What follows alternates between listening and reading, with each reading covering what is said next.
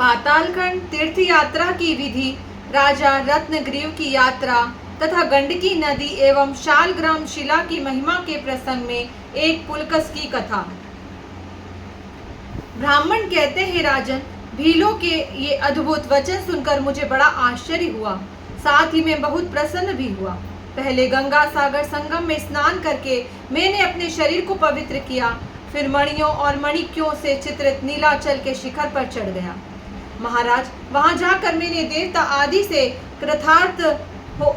आदि से वंदित भगवान का दर्शन किया और उन्हें प्रणाम करके कृतार्थ हो गया। भगवान का प्रसाद ग्रहण करने से मुझे शंख चक्र आदि चिन्हों से सुशोभित चतुर्भुज स्वरूप की प्राप्ति हुई। पुरुषोत्तम के दर्शन से पुनः मुझको गर्भ में नहीं प्रवेश करना पड़ेगा। तुम भी शीघ्र ही नीलाचल को जाओ और गर्भवास के दुख से छूटकर अपने आत्मा को कृतार्थ करो। उन परम बुद्धिमान श्रेष्ठ ब्राह्मण के वचन सुनकर राजा रत्नग्रीव का सारा शरीर पुलकित हो गया और उन्होंने मुनि से तीर्थ यात्रा की विधि पूछी। ब्राह्मण ने कहा, राजन, तीर्थ यात्रा की उत्तम विधि का वर्णन आरंभ करता हूँ, सुनो। इससे देव दानव वंदित भगवान की प्राप्ति हो जाती है। मनुष्य के शरीर में झुर्रियां पड़ गई हो, सिर के बाल पक गए हो अथवा वह अभी नौजवान हो, आई हुई मौत को कोई नहीं टाल सकता। ऐसा समझकर भगवान की शरण में जाना चाहिए। भगवान के कीर्तन, श्रवण, वंदन तथा पूजन में ही अपना मन लगाना चाहिए। स्त्री पुत्र आदि अन्य संसारी वस्तुओं में नहीं। यह सारा प्रपंच नाशवान, क्षण भर रहने वाला तथा अत्यंत दुख देने वाला है, परंतु भगवान जन्म, मृत्यु और जरा तीनों ही अवस्थाओं से परे हैं। वे भक्ति देवी के प्राण वल्लभ और अच्युत अविनाशी है। ऐसा विचार कर भगवान का भजन करना उचित है। मनुष्य काम, क्रोध, भय, द्वेष, लोभ और दंभ से अथवा जिस किसी प्रकार से भी यदि भगवान का भजन करे तो उसे दुख नहीं भोगना पड़ता। भगवान का ज्ञान होता है। पाप रहित साधु संग करने से साधु वे ही हैं जिनकी कृपा से मनुष्य संसार के दुख से छुटकारा पा जाता है।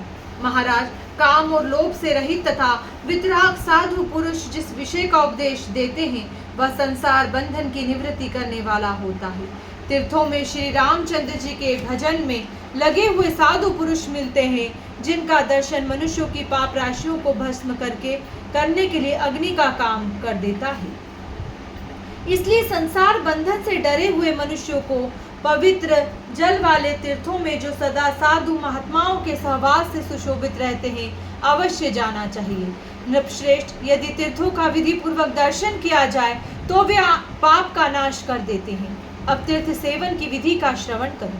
पहले स्त्री पुत्रादि कुटुंब को मिथ्या समझकर उसकी ओर से अपने मन में वैराग्य उत्पन्न करें और मन ही मन भगवान का स्मरण करता रहे। तदंतर राम राम की रट लगाते हुए तीर्थ यात्रा आरंभ करें। एक कोस जाने के पश्चात वहां तीर्थ पवित्र जलाशय आदि में स्नान करके और करा डाल। यात्रा की विधि जानने वाले पुरुष के लिए ऐसा करना नितांत आवश्यक है। तीर्थों की और जाते हुए मनुष्यों के पाप उसके बालों पर ही स्थित रहते हैं, अतः उनका मुंडन अवश्य करावे।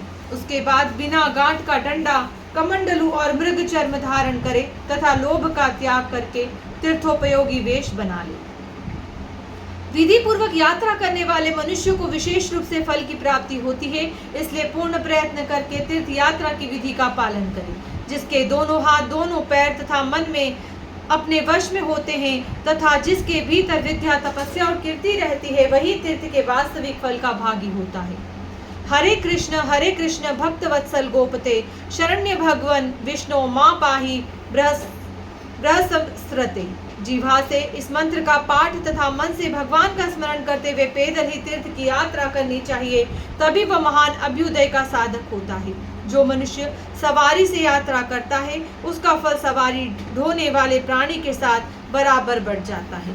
जूता पहनकर जाने वाले को चौथाई फल मिलता है और बैलगाड़ी पर जाने वाले पुरुष को गोहत्या आदि का पाप लगता है। जो अनिच्छा से भी तीर्थ यात्रा करता है उसे उसका आधा फल मिल जाता है तथा पाप क्षय भी होता ही है।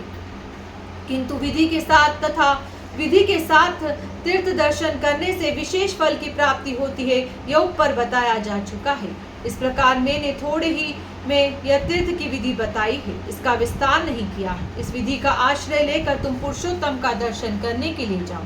महाराज, भगवान प्रसन्न होकर तुम्हें अपनी भक्ति प्रदान करेंगे, जिससे एक एक क्षण में तुम्हारे संसार बंधन का नाश हो जाएगा। नरश्रेष्ठ, तीर्थ यात्रा की यह विधि संपूर्ण पातकों का नाश करने वाली है। जो इसे सुनता है वह अपने सारे भयंकर पापों से छुटकारा पा जाता है। सुमति कहते हैं, सुमित्रा नंदन ब्राह्मण की यह बात सुनकर राजा रत्नग्रीव ने उनके चरणों में प्रणाम किया। उस समय पुरुषोत्तम तीर्थ के दर्शन की उत्कंठता से उनका चित्त विहल हो रहा था। राजा के मंत्री मंत्रज्ञों में श्रेष्ठ और अच्छे स्वभाव के थे।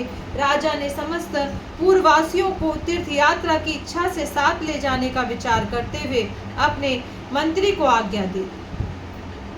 अमात्य, तुम नगर के सब लोगों को मेरा यह आदेश सुना दो कि सबको भगवान पुरुषोत्तम के चरणारविंदों का दर्शन करने के लिए चलना है। मेरे नगर में जो श्रेष्ठ मनुष्य निवास करते हैं तथा जो लोग मेरी आज्ञा का पालन करने वाले हैं, वे सब मेरे साथ यहाँ से निकले। उन पुत्रों से तथा सदा अनिति में लगे रहने वाले बंधु बांधवों से क्या लेना है, जिन्होंने आज तक अपने नेत्रों से पुण्यदायक पुरुषोत्तम का दर्शन नहीं किया। जिनके पुत्र और पौत्र भगवान की शरण में नहीं गए, उनकी वे संतानें शुक्रों के झुंड के समान हैं। मेरी प्रजाओं, जो भगवान अपना नाम लेने मात्र से सबको पवित्र कर देने की शक्ति रखते हैं, उनके चरणों में शीघ्र मस्तक झुकाओ। राजा का यह मनोहर वचन भगवान के गुणों से गूथा हुआ था। इसे सुनकर सत्य नाम वाले प्रधानमंत्री को बड़ा हर्ष हुआ। उन्होंने हाथी पर बैठकर ढिंढोरा पीटते हुए सारे नगर में घोषणा कर दी। तीर्थ यात्रा की इच्छा से महाराज ने जो आज्ञा दी थी, उसके अनुसार सब प्रजा को यह आदेश दिया, पूर्ववासियों, आप सब लोग महाराज के साथ तुरंत नीलगिरी को चले और सब पापों के हरने वाले पुरुषोत्तम भगवान का दर्शन करें। ऐसा करके आप लोग समस्त संसार समुद्र को अपने लिए गाय की खूर के समान बना लें। साथ ही सब लोग अपने अपने शरीर को शंख चक्र आदि चिन्हों से विभूषित करें। इस प्रकार प्रधान सचिव ने, जो श्री रघुनाथ जी के चरणों का ध्यान करने के कारण अपने शोक संताप को दूर कर चुके थे, राजा रत्नग्रीव के अद्भुत आदेश की सर्वत्र घोषणा करा दी। उसने सुनकर सारी प्रजा आनंद रस में निमग्न हो गई। सबने पुरुषोत्तम का दर्शन करके अपना उद्धार करने का निश्चय किया। पूर्ववासी ब्राह्मण सुंदर वेश धारण करके राजा को आशीर्वाद और वरदान देते हुए शिष्यों के साथ नगर से बाहर निकले। क्षत्रिय वीर धनुष धारण करके चले और वैश्य नाना प्रकार की उपयोगी वस्तुएं लिए आगे बढ़े। शूद्र भी संसार सागर से उद्धार पाने की बात सोचकर पुलकित हो रहे थे।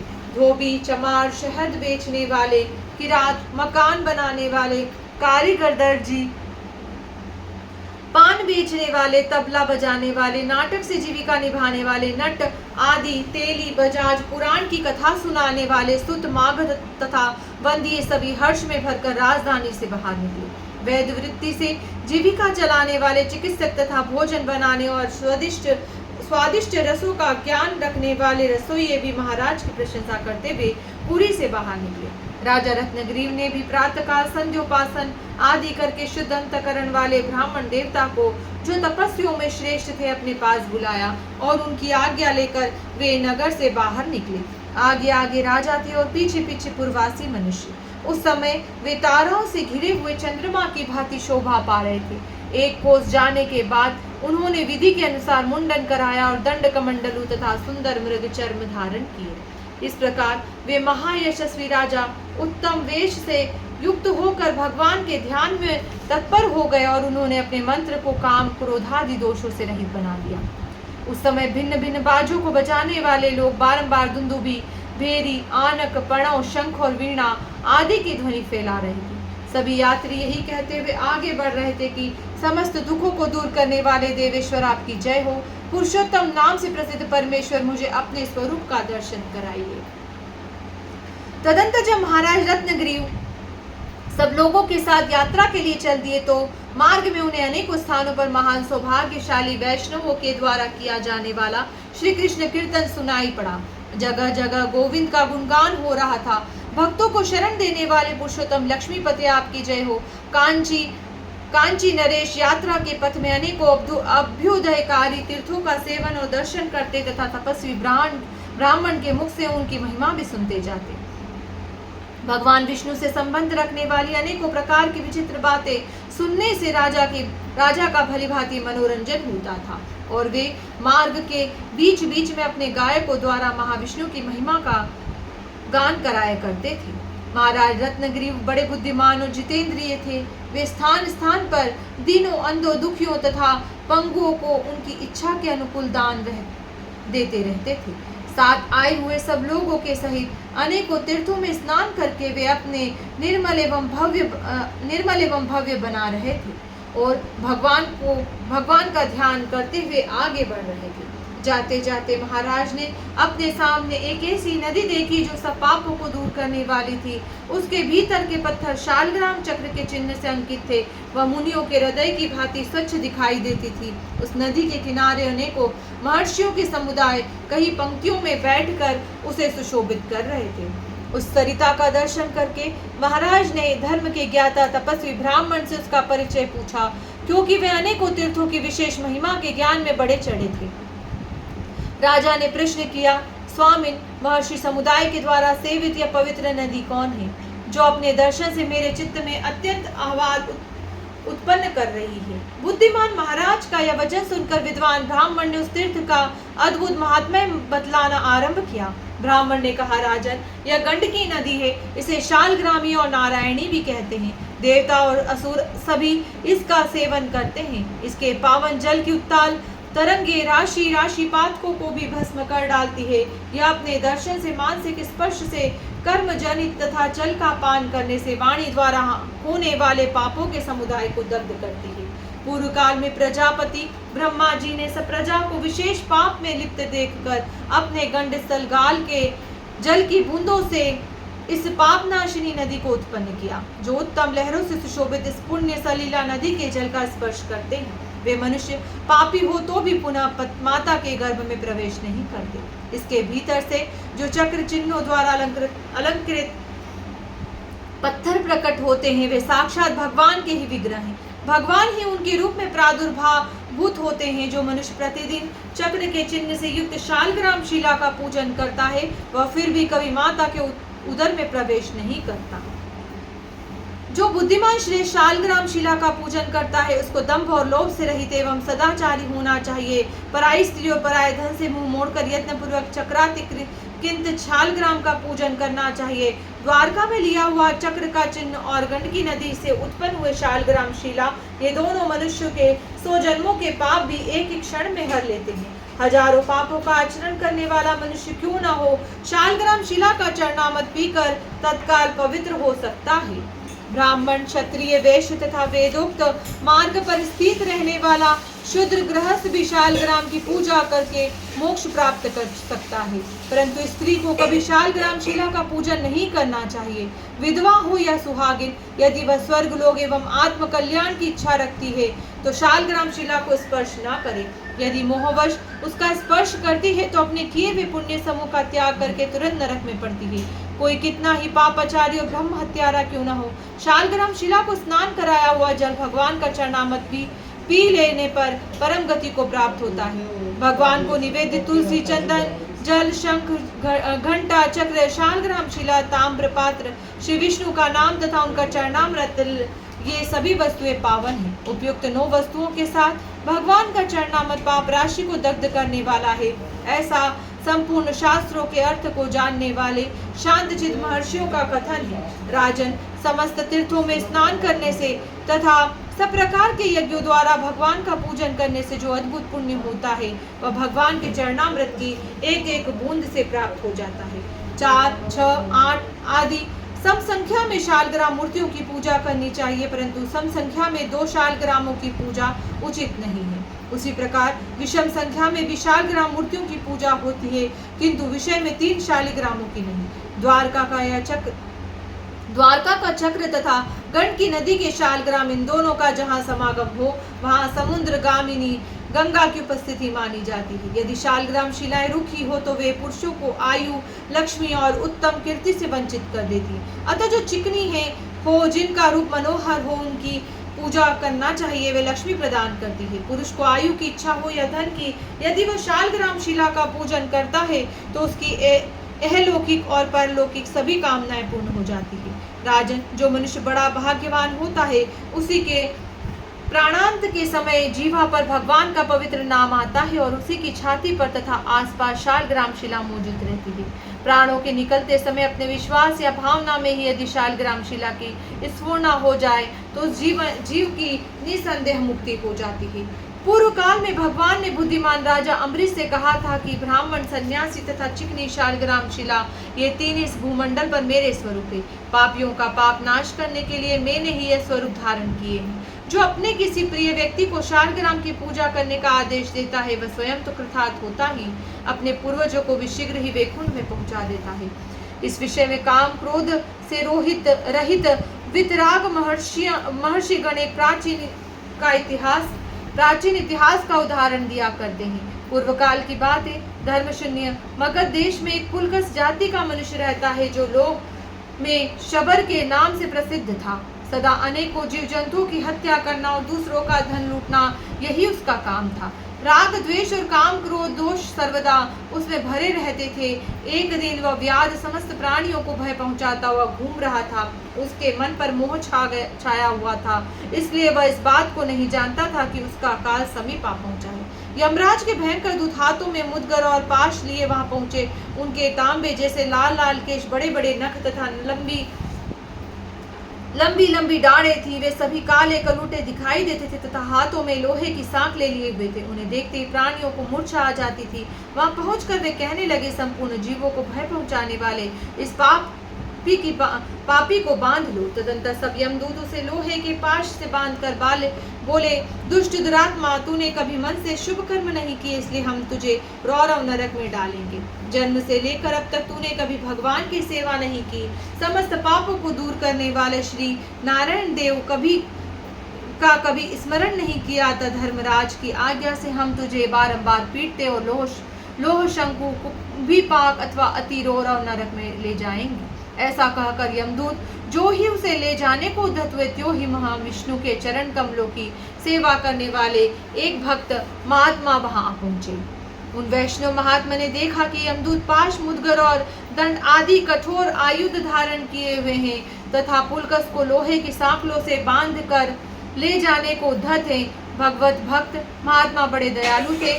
उस समय पुलकस की अवस्था देखकर उनके हृदय में अत्यंत करुणा भर आई और उन्होंने मन ही मन इस प्रकार विचार किया कि यह पुलकस मेरे समीप रहकर अत्यंत कठोर यातन को प्राप्त न हो, इसलिए मैं अभी यमदूतों से इसको छुटकारा दिलाता हूँ। ऐसा सोचकर वे कृपालु मुनीश्वर हाथ में शालग्राम शिला लेकर पुलकस के निकट गए और भगवान शालग्राम का पवित्र चरणामृत, जिसमें तुलसी दल भी मिला हुआ था, उसके मुख में डाल दिया। फिर उसके कान में उन्होंने राम नाम का जप किया। मस्तक पर तुलसी रखी और छाती पर महाविष्णु की शालग्राम शिला रखकर कहा, यातना देने वाले यमदूत, यहाँ से चले जाएं। शालग्राम शिला स्पर्श इस पुलकस के महान पातक को भस्म कर डाले। वैष्णव महात्मा के इतना कहते ही भगवान विष्णु के पार्षद, जिनका स्वरूप बड़ा अद्भुत था, उस पुलकस के निकट आ पहुंचे। शालग्राम की शिला के स्पर्श से उसके सारे पाप नष्ट हो गए थे। वे पार्षद पीताम्बर धारण के शंख, चक्र, गदा और पद्म से सुशोभित हो रहे थे। उन्होंने आते ही उस दुस्सहलोपार से पुलकस को मुक्त कर दिया। उस महापापी को छुटकारा दिलाने के बाद वे यमदूतों से बोले, तुम लोग जिसकी आज्ञा का पालन करने वाले हो, जो इस प्रकार अधर्म कर रहे हो, यह पुलकस तो वैष्णव है, इसने पूजनीय देह धारण कर रखा है, फिर किस लिए तुमने इसे बंधन में डाला था। इनकी बात सुनकर यमदूत बोले, यह पापी है, हम लोग धर्मराज की आज्ञा से इसे ले जाने का उद्यत हुए हैं। इसने कभी मन से भी किसी प्राणी का उपकार नहीं किया है। इसने जीव हिंसा जैसे बड़े बड़े पाप किए। तीर्थयात्रियों को तो इसने अनेकों बार लूटा है। यहाँ सदा पराई स्त्रियों का सतीत्व नष्ट करने में भी लगा रहता है। सभी तरह के पाप इसने किए हैं, अतः हम लोग इस पापी को ले जाने के उद्देश्य से ही यहाँ उपस्थित हुए हैं। आप लोगों ने सहसा आकर क्यों इसे बंधन से मुक्त कर दिया। विष्णुदूत बोले, यमदूतों, ब्रह्म हत्या आदि का पाप हो या करोड़ों प्राणियों के वध करने का, शालग्राम शिला का स्पर्श सबको क्षण भर में जला डालता है। जिसके कानों में अकस्मात भी राम नाम पड़ जाता है, उसके सारे पाप को वह उसी प्रकार भस्म कर डालता है, जैसे आँख की चिंगारी रुई को। जिसके मस्तक पर तुलसी, छाती पर शालग्राम की मनोहर शिला तथा मुख या कान में राम नाम हो, वह तत्काल मुक्त हो जाता है। इस पुलकस के मस्तक पर भी पहले से ही तुलसी रखी हुई है। इसकी छाती पर शालग्राम शिला है तथा अभी तुरंत ही इसको श्री राम नाम भी सुनाया गया है। अतः इसके पापों का समूह दग्ध हो गया है और अब इसका शरीर पवित्र हो चुका है। तुम लोग शालग्राम शिला की महिमा का ठीक ठीक ज्ञान नहीं है। यह दर्शन, स्पर्श अथवा पूजन करने पर तत्काल ही सारे पापों को हर लेती है। इतना कहकर भगवान विष्णु के पार्षद चुप हो गए। यमदूतों ने लौटकर यह अद्भुत घटना धर्मराज से कह सुनाई तथा श्री रघुनाथ जी के भजन में लगे रहने वाले वे वैष्णव महात्मा भी यह सोचकर कि यह यमराज के पास से मुक्त हो गया और अब परम पद को प्राप्त होगा, बहुत प्रसन्न हुए। इसी समय देवलोक से बड़ा ही मनोहर, अत्यंत अद्भुत और उज्जवल विमान आया तथा वह पुलकस उस पर आरूढ़ हो बड़े बड़े पुण्यवानों द्वारा सेवित स्वर्गलोक को चला गया। वहां प्रचुर भोगों का उपभोग करके वह फिर इस पृथ्वी पर आया और काशीपुरी के भीतर एक शुद्ध ब्राह्मण वंश में जन्म लेकर उसे विश्वनाथ जी की आराधना की एवं अंत में परम पद को प्राप्त कर लिया। वह पुलकस पापी था तो भी साधु संघ के प्रभाव से शालग्राम शिला का स्पर्श पाकर यमदूतों की भयंकर पीड़ा से मुक्त हो परम पद को पा गया। राजन, यह मैंने तुम्हें शालग्राम शिला के पूजन की महिमा बतलाई है। इसका श्रवण करके मनुष्य सब पापों से छूट जाता है और भोग तथा मोक्ष को प्राप्त होता है।